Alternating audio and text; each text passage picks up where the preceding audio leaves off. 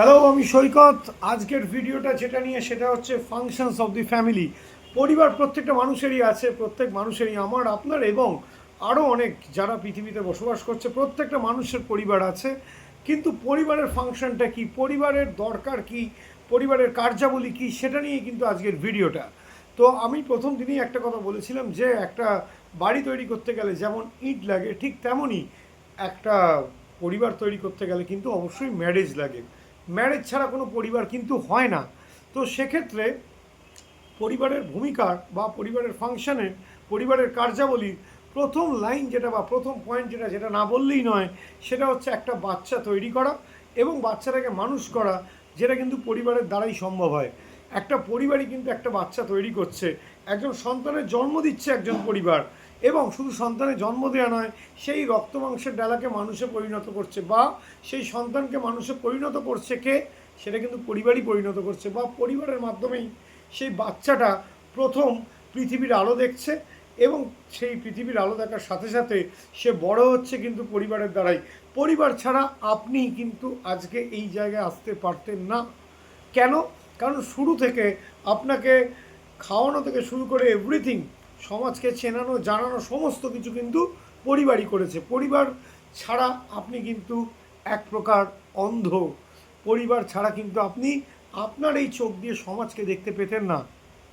Second point যেটা খুব vital, যেটা আমার কয়েকদিন আগের ভিডিওতে অলরেডি আপনারা দেখতে পাবেন, সেটা হচ্ছে সামাজিকীকরণের একটা মাধ্যম। সামাজিকীকরণ আমরা জানি যে সমাজের উপযুক্ত হয়ে ওঠার পদ্ধতি, সেই সমাজের উপযুক্ত হয়ে ওঠার পদ্ধতির কিন্তু একটা মাধ্যম যেটা কিন্তু পরিবার। আরও অনেক মাধ্যম ছিল, শিক্ষা প্রতিষ্ঠান, ধর্মীয় প্রতিষ্ঠান, বন্ধুবান্ধব, কিন্তু প্রথম মাধ্যম যেটা যেটা কিন্তু পরিবার। একটু আগেই যে কথাটা বললাম, পরিবার কিন্তু প্রথম আপনাকে পৃথিবীর আলো দেখিয়েছে এবং সমাজের বিভিন্ন নিয়ম কানুন বা সমাজকে চেনানো জানানো সমস্ত কিছু কিন্তু পরিবারের দ্বারাই সম্ভব হয়েছে। পরিবার ছাড়া আপনি কিন্তু সমাজের আলোও দেখতে পেতেন না, সমাজের নিয়ম নীতি বা সমাজের উপযুক্ত, আপনি সমাজে আজকে যে কটা জিনিস আপনি করেন, ভালো করে ভেবে দেখবেন প্রত্যেকটা জিনিস কিন্তু আপনাকে পরিবারই শিখিয়েছে। একটা কমন কথা যদি বলা যায় যে বড়দের পায়ে দিয়ে প্রণাম করা কিন্তু আপনি পরিবারের হাত থেকেই শিখেছেন বা পরিবারের মাধ্যমেই শিখেছেন। যখন ছোটোবেলায় আপনি আপনার পরিবারের সাথে যখন কোথাও যেতেন, আপনাকে শিখিয়ে দেওয়া হতো অমুকজনকে গিয়ে কিন্তু প্রণাম করবে, অমুকজনকে কিন্তু যাবে গিয়ে কিন্তু একটা প্রণাম করবে, বা কোনো কেউ কিছু দিলে থ্যাংক ইউ বলবে। এই সমস্ত যে ছোটোখাটো জিনিস হতে হতে আজকে আপনি সমাজের সমস্ত কিছুই অলমোস্ট জানেন, এবং সেটা জানিয়েছি কিন্তু আপনাকে আপনার পরিবার।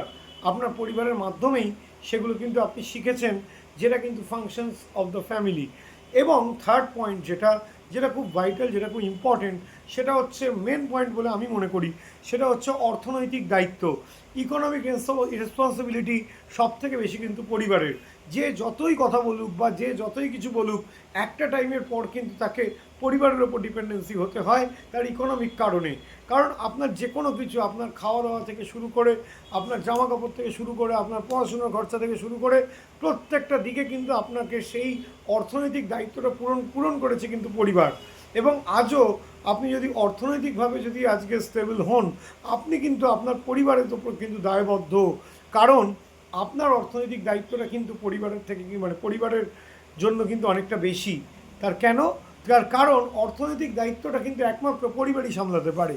পরিবারেই কিন্তু আপনাকে আপনার এখন অনেক বন্ধু বান্ধব ইত্যাদি থাকলেও আপনি ভালো করে ভেবে দেখবেন, পরিবার যে অর্থনৈতিক দায়িত্বটা আপনার নিয়েছে বা নিয়েছিল, সেটা কিন্তু আপনার জন্যই নিয়েছিল।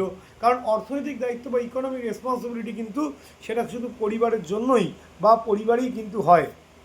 এবং থার্ড পয়েন্ট যেটা বা ফোর্থ পয়েন্ট যেটা, সেটা আরও ইজি, সেটা হচ্ছে ধর্মীয় যে ভূমিকা। ধর্মীয় ভূমিকা আজকে সমস্ত ধর্মের মানুষদের যে নিয়ম কানুন, নিয়ম নীতি, সমস্ত কিছু আপনাকে কিন্তু পরিবারই শিখিয়েছে।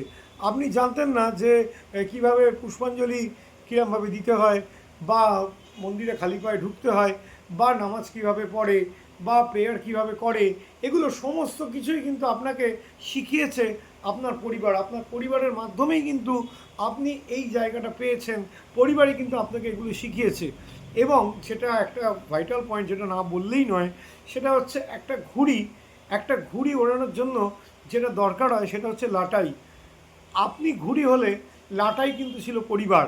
আমরা যখন বলি যে বাড়িতে 10টার পর ফিরলে প্রচণ্ড ঝামেলা হবে, বকুনি খাবো, মার খাবো, ঝাড় খাবো। কিন্তু একটা কথা খুব সত্যি কথা, এই ভয়টাই কিন্তু আপনাকে আজকে সঠিক জায়গায় বা সঠিক পথ দেখাতে সাহায্য করেছে। তাহলে মনের মধ্যে যে ভয়টা করে না দেরি করলে ফিরলে বকবে বা দেরি করে ফিরলে বাড়িতে প্রবলেম হবে, এই যে একটা সোশ্যাল কন্ট্রোল, এই যে একটা আপনাকে কন্ট্রোল করছে, বা একটা ঘুড়িকে লাটাই যেভাবে কন্ট্রোল করে, পরিবারও কিন্তু আপনার লাইফটাকে কিন্তু কন্ট্রোল করেছে। পরিবারই কিন্তু আপনাকে সঠিক দিশা দেখাতে সাহায্য করেছে, যেখানে পরিবারের ভূমিকাটা কিন্তু খুব ইম্পর্টেন্ট। এবং আরেকটা হচ্ছে, প্রত্যেক মানুষের মধ্যে যে সেক্স নিড থাকে বা যৌন প্রবৃত্তি থাকে, সেই যৌন প্রবৃত্তি ফুলফিল হয় কিন্তু পরিবারের মধ্যেই কিন্তু বাই ম্যারেজ সেই সেক্স স্যাটিসফ্যাকশন বা যৌন পরিতৃপ্তি যেটা হয় বা যৌন প্রবৃত্তির যে সমাধান, সেটা কিন্তু পরিবারের মাধ্যমেই হয়ে থাকে, যেখানে কিন্তু এই সমস্ত পয়েন্টগুলোর মাধ্যমেই পরিবার হচ্ছে। এবং পরিবারের যে ফাংশন বা পরিবারের যে কার্যাবলী আজকে এই অবধি থাকবে। সকলে অনেকেই অনেকবার বলেছে, কমেন্টেও বলেছে এবং আমাকে ইনবক্সেও বলেছেন অনেকে, যে যৌথ পরিবারের সুবিধা অসুবিধা অনেক দিন ধরে বলা হচ্ছে, যে জয়েন্ট ফ্যামিলির কিছু অ্যাডভান্টেজ, জয়েন্ট ফ্যামিলির কিছু ডিসঅ্যাডভান্টেজ, সেটা একবার বলতে। খুব শিগগিরই জয়েন্ট ফ্যামিলির অ্যাডভান্টেজ অ্যান্ড ডিসঅ্যাডভান্টেজ আমি ভিডিওতে আনবো। দেখা হচ্ছে, চ্যানেলটিকে সাবস্ক্রাইব করে রাখুন পরের ভিডিওর জন্য। আর কেমন লাগছে অবশ্যই কমেন্টে জানান, সঠিক কমেন্ট করুন, ভালো লাগলে লাইক করুন। থ্যাংক ইউ, দেখা হচ্ছে।